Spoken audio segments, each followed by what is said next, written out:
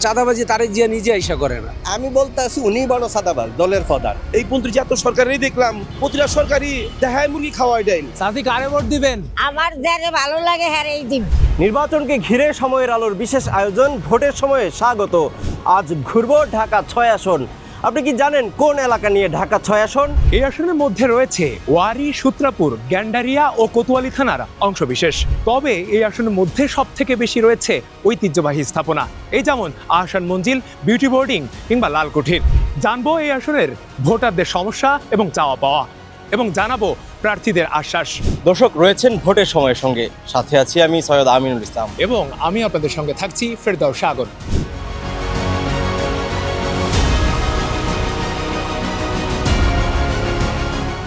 তো এবারে নির্বাচনে কেমন মানুষকে ভোট দিবেন? ভোটার দিতে মন চায় না, যে পরিস্থিতি। কেন মন চায় না? মন চায় না, দেশের পরিস্থিতি ভালো না, ভালো লোক পাওয়া যায় না, ওই দুর্নীতি চলে ওই দেশে। না, আগামী সরকারকে স্বৈরাচার হওয়ার সম্ভাবনা আছে কিনা? স্বৈরাচার না হয় এরকম লোকদেরকে আমরা যদি সংসদে পাঠাইতে পারি, তাহলে তো আমাদের দেশ থেকে পালাইতে হবে। বাংলাদেশে এমন কোনো দল পাচ্ছেন যারা স্বৈরাচার হওয়ার সম্ভাবনা নেই? অবশ্যই আছে। সাথী কারে ভোট দিবেন? আমার যারে ভালো লাগে হ্যারেই দিন। আমি আমার মনে যারে চাই হ্যারেই দিন। আপনার মনে কি বলতেছে এবার কে সরকারে যেতে পারে? এইবার সরকারি অন্তরে বলতে পারি না, যেটা যাইমু এবার যারে আমার ভালো লাগে হ্যারেই দিন। এবার আপনি কেমন মানুষকে ভোট দিবেন? নতুন প্রার্থী হিসেবে ভোট দিতে চাই। দানা শিশু দিছি, ওকে মার্কেও দিছি, এবার চাই নতুন দাঁড়িপাল্লা দেওয়ার জন্য। নির্বাচন নিয়ে কাদেরকে এগিয়ে রাখছেন? আওয়ামী লীগের শাসন দেখলাম, বিএনপি দেখলাম, জাতীয় পার্টি দেখলাম। তরুণরা যখন নাকি আগে আসছে দাঁড়িপাল্লার জন্য, আমরা বয়স্করা আমরা তরুণদের সাথেই আছি। দল বলতে বিএনপি দেখা যায়। চাঁদাবাজি তারেক জিয়া নিজে আইসা করে না। কে করে? আপনি আমি। বড় যে দল, তার লাইবিলিটি বেশি, তার দায়িত্ব বেশি, তার দোষও বেশি। আমি বলতে আছি উনি বড় সাদাবাজ, দলের প্রধান। তাইলে দেখা গেছে উনি যদি এটা না হইতো, তাইলে জিরো টলারেন্স হয়ে যেত সাদার ব্যাপার, যে সাদাবাজি আমার দলে থাকবে না। এবারের আপনার ইশতেহারে গুরুত্বপূর্ণ কয়েকটি পয়েন্ট আপনার কাছ থেকে শুনতে যাচ্ছি। দেখেন, আমার ইশতেহারের সবচেয়ে বড় পয়েন্ট হচ্ছে এখানে চাঁদাবাজি, দখলবাজি, মাদক, সন্ত্রাস, দুর্নীতি রয়েছে। এটাকে আমরা রিমুভ করতে চাই। আপনাকে কেন স্পেশালি বেছে নিবে? কারণ একই ইশতেহার কিন্তু সবাই দিচ্ছে। দুর্নীতি, অন্যায়, চাঁদাবাজি, দখলবাজির সাথে জামাত এবং আমার দলের নেতা কর্মীদের ন্যূনতম কোনো সম্পর্ক নেই। যারা ইশতেহার দিচ্ছে তারা দুর্নীতি দূর করবে, চাঁদাবাজি দূর করবে, তাদের কর্মীরাই, তাদের ছত্র চাই এই পুরন ঢাকায় ওয়ান নাইটে কোটি কোটি টাকার চাঁদা ওঠে। তো তাদেরকে জনগণ বিশ্বাস করে না যে তারা এটা করবে।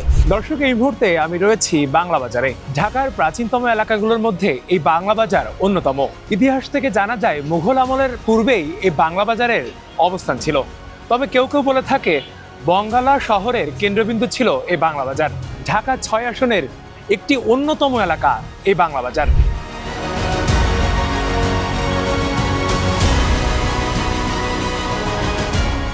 এইবারে ভোটটা আপনি দিচ্ছেন, এর আগে ভোট দিয়েছেন কিনা? এর আগে ভোট কেন্দ্রে গেছি, কিন্তু গেড়ি ধাক্কা খাইয়া এসে পড়ছে। এইবার তার গেড়ি ধাক্কার সময় নাই। পিটাপিটি করলো, ধানের শেষে ভোট দিতেই হবে 100%। 17 বছর আমি ভোট কেন্দ্রে যাই নাই। 17 বছরের ভিতরে একবার গেছিলাম, তোমার ভোট হয়ে গেছে, তুমি যাও গেছিলে।